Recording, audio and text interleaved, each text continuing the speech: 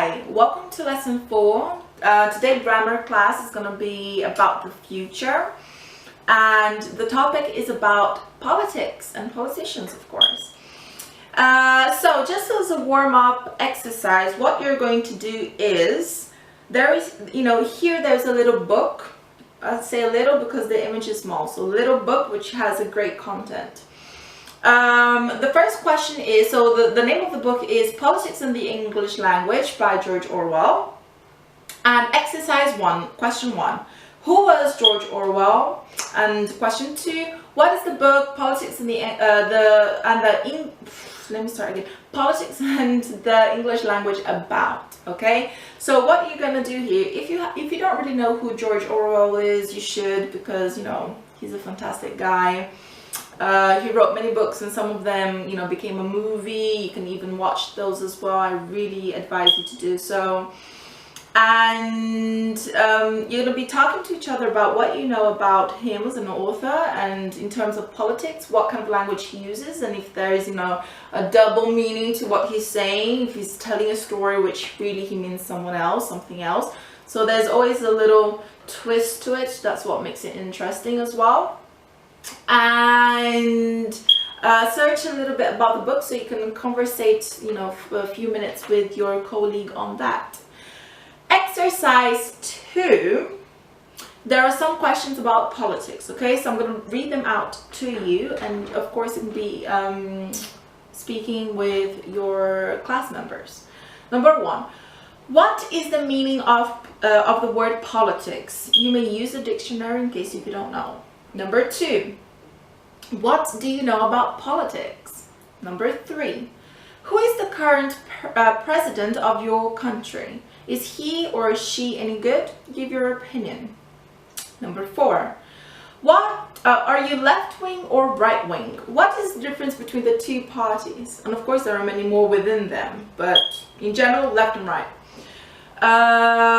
5, what do you think about women and the youth in politics? Number 6, what is the reality of your country in terms of health, safety and education? Number 7, what is the difference between the social classes and cultures in your country? Number 8, what advice would you give your town mayor to improve a current problem? Number 9, what needs to be done in order to improve the current situation? And number 10, how would you describe the future of politics and politicians in your country? Okay, now here I have a little debate for the whole class, and you're going to be separated. Okay, so if you have a class of 10, 5 and 5. Group A, you will defend the working class population and the current economical situation that your country is facing. Group B, you will defend the bourgeoisie, which means the upper class capitalist population, and the current economical situation that your country is facing.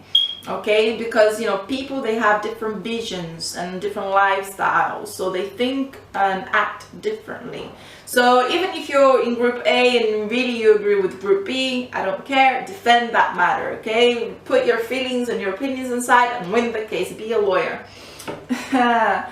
And so have about like a 10 good 15 minutes of debate on that. Make sure you listen and respect each other. Next page for the future in terms of language. Before you start the debate, have a look at this, okay? Because it's the type of language that you should be using. So for the future simple, don't forget you can use promises because you're a politician or because you have strong beliefs. Offers and predictions, okay? So for promises, I will build this, I will call this person, we will continue to provide, and la la la la la la, and so on, so on, so on. So these are the type of languages: promises, offers and predictions. Don't forget to use as well the future continuous, which is the ing. We'll be providing, we'll be teaching, you'll be playing, there will be, you know, so many things going on, ing, which is happening already and will continue to. Okay, so you are a politician, or you are a strong believer that this is the current situation. Don't forget the future perfect, which we use have and has. And the future perfect continuous, which is have been, has been. Okay, and of course the verb in the past participle. And the last exercise, you have to create 2 phrases for each of them. So for the future simple, future continuous, and future perfect. Okay, and just to finish up the class, I have a little phrase for you which has a big meaning to it. I'm going to read it shortly.